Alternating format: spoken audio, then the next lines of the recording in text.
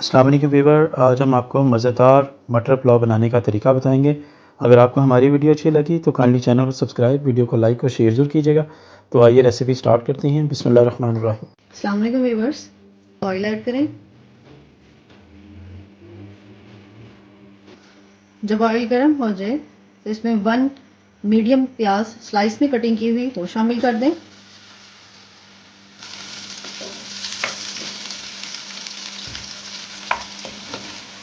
जब प्याज हल्का सा अपना कलर चेंज करे तो इसमें 2 तेज़पात, 5 लौंग, बादियान का फूल, बड़ी इलायची, काली मिर्च और दालचीनी वो शामिल कर दें। अब मसाले को इसके साथ भून लें।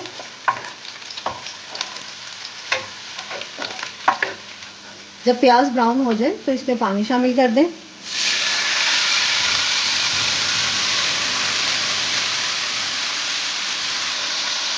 इसमें 1 टेबल स्पून लहसुन अदरक पेस्ट वो शामिल कर दें और फिर लहसुन अदरक पेस्ट के साथ भून लें।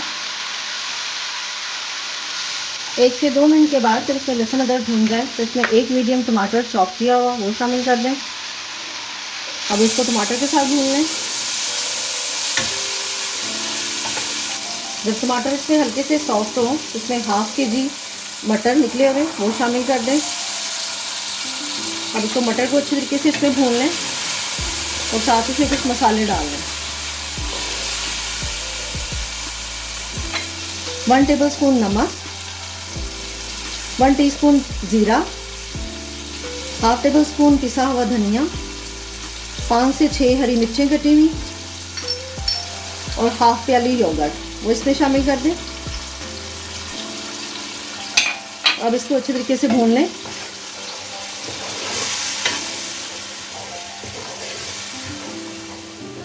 वन टीस्पून गरम मसाला, इसे मिक्स करें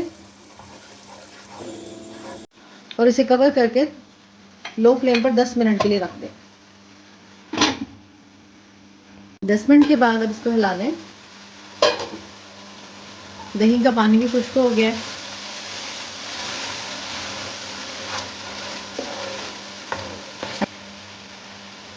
मैं 1/2 kg चावल बना रही हूँ, उस हिसाब से इसमें पानी डाल दें। तकरीबन 1.5 गिलास चावल है तो मैंने इसमें 2 गिलास पानी डाल दिए। अब इसे कवर करके रख दें।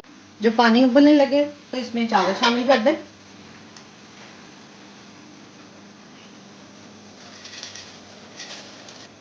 और चावलों को हल्के हाथ से मिक्स कर लें।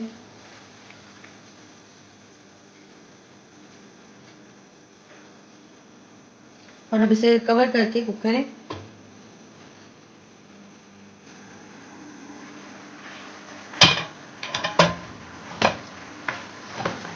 चावल में पानी खुश्क होने वाला है।